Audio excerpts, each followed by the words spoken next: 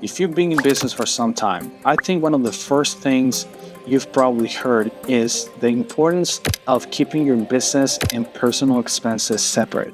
The truth is, a lot of new business owners think, well, that sounds about right, so I'll just do it. Others think, I don't understand why it's such a big deal, so it's probably not that important, so they decide to completely ignore it. But very few actually understand the real reasons behind it. In this video, I'm going to explain 3 consequences of not keeping your business and personal expenses separate. And trust me, they can become much more serious than simply having disorganized books. Hi, my name is Mario Almanzar, and I'm an accountant who creates educational content for business owners. If you're new here and you enjoy easy-to-understand content that helps you avoid costly mistakes and better understand your business finances, subscribe and give this video a like. Let's start with the first consequence, losing business deductions during an IRS audit. And the interesting part is that you could lose deductions that were actually legitimate. Yes, you heard that right. The IRS can not only disallow deductions that aren't legitimate, but it can also disallow deductions that you simply can't prove. The burden is generally on you to prove that an expense was ordinary and necessary in carrying on your trade or business.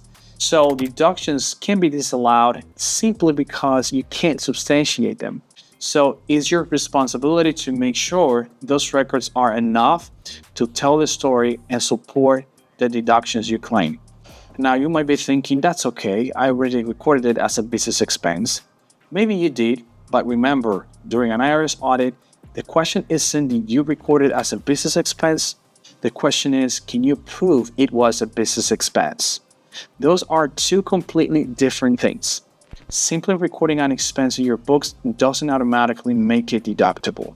You still need to be able to show that it was an ordinary and necessary business expense. That's why mixing personal and business transactions makes record keeping more difficult. It creates opportunities for mistakes, makes the records harder to support, and makes it more difficult to clearly separate what's business and what's personal. Now let's move on to the second consequence. You could weaken your legal protection your business is supposed to provide. Now, I'm not an attorney, so this isn't legal advice, but this is an important concept every business owner should understand. One of the main reasons you will want to create an LLC or corporation is to create a legal separation between yourself and the business. But that separation isn't just something that exists on paper. You also have to act like the business is separate. If you're constantly paying personal expenses from the business account and business expenses from your personal account, you are making that separation less clear. Now, does that automatically mean that you lose your liability protection? No, but if you're ever involved in a lawsuit, the other attorney could argue that you weren't treating the business as a separate entity. They'll look at all the facts, not just at one transaction, but intermingling finances can become part of that argument. That's why keeping separate bank accounts and credit cards isn't just good accounting. It's also part of treating your business like a real separate business. Now, the third consequence isn't something that might happen someday. It's something that affects your business every single day. When business and personal transactions are constantly mixed together, you're spending more time cleaning up the past and understanding what's actually happening in your business today. Yes, accounting is used to prepare your tax return. It's used when you apply for a loan. It's used if you're trying to bring an investor in or even sell your business. But that's not the main reason accounting exists. The number one purpose of accounting is to help you make better decisions. It could help you answer questions such as, should you hire another employee? Can I afford another location? Should I invest in a new equipment? Those decisions depend on reliable information. And I think this is the part that too many business owners underestimate.